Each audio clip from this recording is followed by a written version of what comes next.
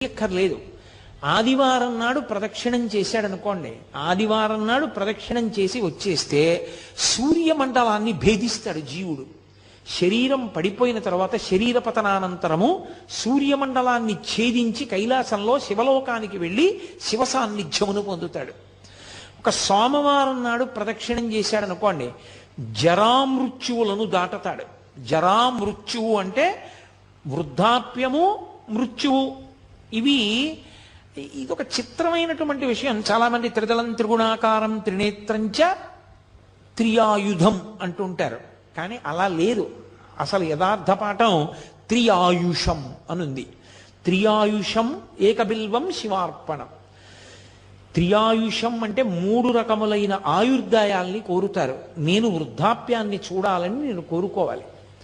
బాల్యము, కౌమారము, యవ్వనము దాటి నేను వార్ధక్యాన్ని చూడాలి అని అడగాలి.